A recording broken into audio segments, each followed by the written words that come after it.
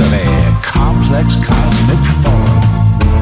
It doesn't matter if you're Christian or if Islam or Hindu. Do you have a paranormal story you want to share on Night Dreams Talk Radio? You could be a guest. Email us at nightdreamstalkradio@gmail.com. You're listening to Night Dreams Talk Radio Network, from our compound to you worldwide, with your host, Gary Anderson. And we are back with Barbara Delong. Hey, Barbara, kid, are you there? I am here. Now, my news director, James Kirschbaum, has one or two questions to ask you, if that's okay. Sure. Okay, go ahead, James. Yeah. Have you ever been abducted or had a missing time or noticed any implants on yourself? I have not been abducted. I've certainly experienced missing time a lot, especially when I was painting the Cosmic Deck of Initiation, the round oracle cards that I developed. And the cards are hand-painted mandalas, which are sacred geometry, and I would find that I would start painting and then not remember painting some of them, and it was bizarre.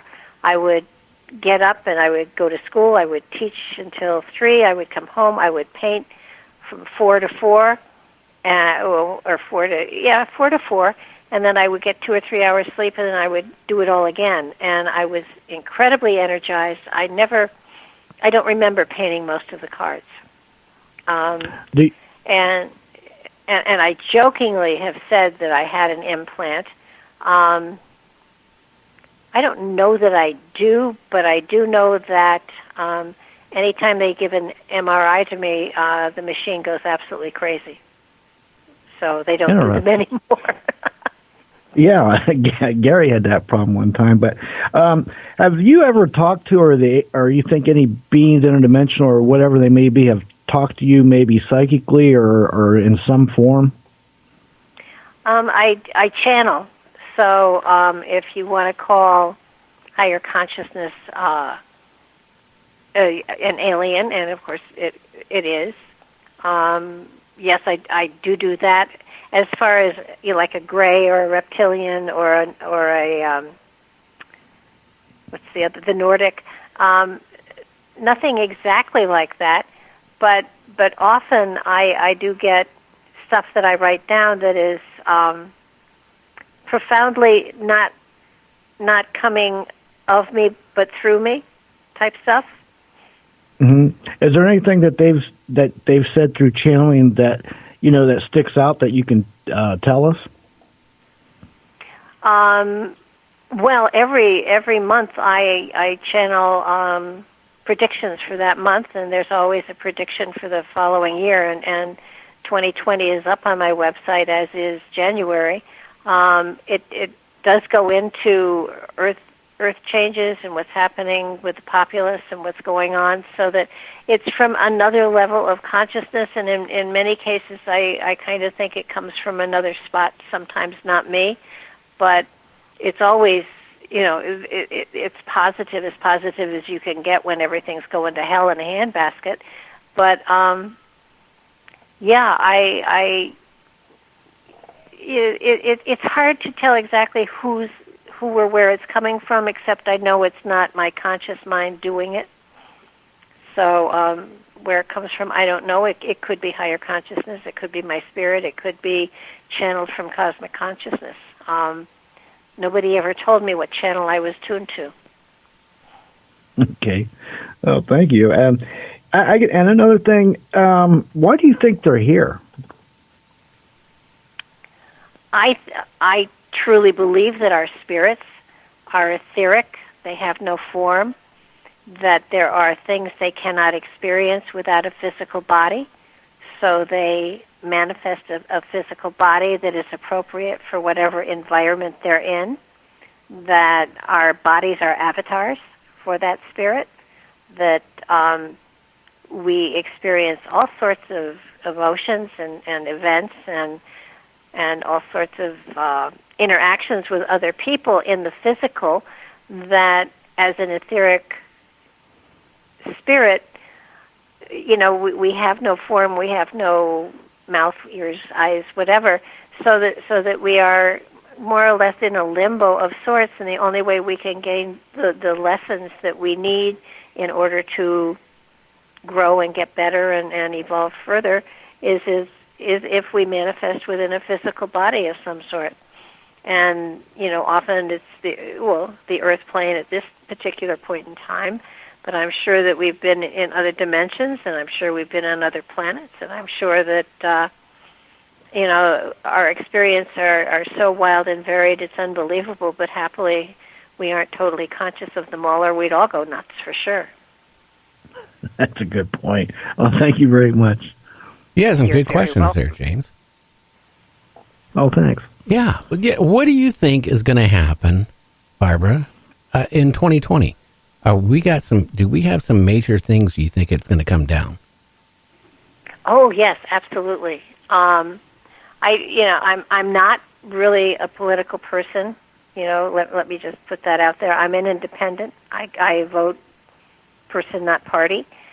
But I do feel that I feel that Trump will be reelected, and I think the thing that I keep getting that I keep saying, no, you got to be kidding me, that won't happen, is that towards the end of his second year, that things will be going so good that there will be talk, and not just whispers, but talk of them changing the rules so he can be elected for a third term. That is kind of scary because, again, at that point... Roosevelt had 4 terms. Yeah, but we were in the middle of a war, too, so that maybe had a lot to do with it. I don't know. I'm not... Put it this way, I voted for Trump. I really did. I believed in a lot of things he said. I dislike any politician. They become president or they become governor or they become a congressman or senator. After they're in, I go, wow, why did I vote? It's because they change. But they do. But, I think what most people don't realize is when these people are strutting around telling everybody what they're going to, on the first day I'm going to do this, and on the first day I'm going to do this. Most of the things they're saying they're going to do, they can't do by executive order. They have to pass it through the House and then the Senate. I mean, they're saying they're going to do things that they don't have the power to do if they're elected president. So, it sounds good on the campaign trail, but the reality is that they can't actually do 90% of what they say they're going to do. And so, you have to, when choosing who you're going to vote for, take a look at what they're promising and check and see if they actually have the authority to do that. Because they don't, for the most part. We have checks and balances here. And there's only so far you can go with an executive order. And then it only holds until another president negates it and does something else. So it's kind of like pay attention to what they can actually do. Pay attention to what they actually have the power to do and apply it to what they're promising to see if that's something that you want to vote for. Oh, yeah. How do you see the economy coming in 2020? I think it's going to continue to flourish. And I'm really hoping the house market flourishes because, man, I've been in this house for 9 months trying to sell it, and I could have had a baby. The market is just so low as far as housing, and I don't live in a mansion. The $1 million mansions are really slow, but I'm below that line where houses are theoretically selling, but not in Connecticut, and I don't know why. But I'm taking a bath of at least $60,000 here. Well, I can say where I live at, I watched my house, go from 400 and some thousand down to like 279,000. Now it's back up to 400 and some thousand. But I tell you, just watching it go from 400 and some thousand down to the 200 and some $1,000 range, really gave me a pit in my stomach, and I kept wondering, is it going to go back up? Well, it did, thank God. So, I mean... Well, the other thing that I'm thinking, and I've said it a number of times, so I should pay attention to what I say sometimes. I really believe that after the next election, that the housing market is going to start to flourish again. So I hope so. I may be here a whole another year. So, unfortunately, I packed all my towels and they're in the garage waiting to move. So, anyone who visits me, I have to say, bring towels. I don't have any anymore. So, I just have paper towels. That's what my wife does. You know, if we got visitors that come and spend the night, she puts the good silverware and dishes away and brings out the paper plates and the plastic cups and the plastic spoons and the paper towels and say, hey, there you go. Well, that's definitely a thought. I really thought the house would sell fast.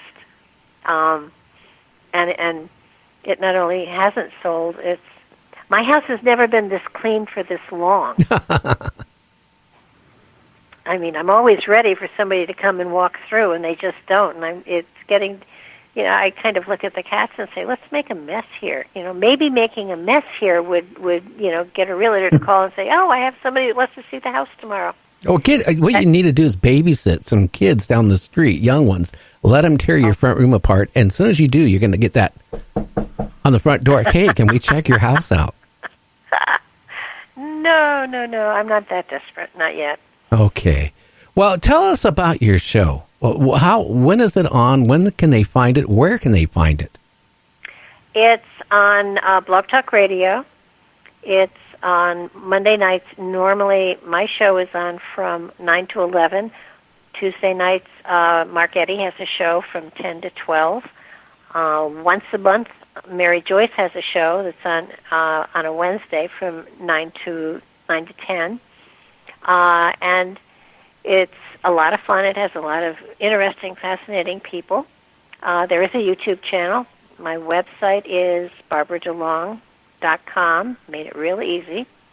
And there are links to everything right on the front page of the website. So you can see all of the stuff that I've gotten into, and it expands all the time. So there's always more stuff on it. Oh, yeah. That's where I find, because, when I got back into broadcasting, after a 10-year retirement, I put it this way. I didn't even know how to operate a computer. Now, my wife, for a living, she works for one of the world's largest computer companies. She runs a service center at one of the aircraft plants for that company, for their computers.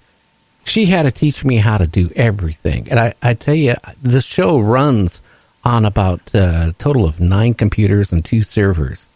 I had to learn how to do all this myself. And I tell you what, it's a nightmare when you get older to learn how to do it all. Well, I think what has gotten to me is you can do the show, you can work the switchboard, it takes a while, but you can figure it out. But then it's the getting together the graphics and all of the stuff for putting stuff up on YouTube that take the time. And, a show may be 2 hours, but it may take me 3 hours to get it up on all of the different places where it goes. And I think we've got 7 or 8 different servers that the show goes out over. And that took learning. I think my biggest find was TalkStream Live. That doubled our numbers overnight. Yeah, I think we're on that too. I'm on all, like myself, all the apps. Plus, we have what makes it hard. I use Speaker, which is actually a division of Blog Talk, by the way. It's owned by the same company out of Germany, I think. But, I also have to run a special software to a company that feeds out to the radio stations. So I have to, monitor that. Then I have to monitor that one. And then I got another one for another app that all the chat comes through. I tell you, I'm too old for this. My head is like going with all these monitors right and left all through the show. But it's hope. I mean, it sounds like you're doing even better than I am of doing, all the this is hard. I'll tell you that. I get up in the morning around 10 o'clock And from 10 o'clock to about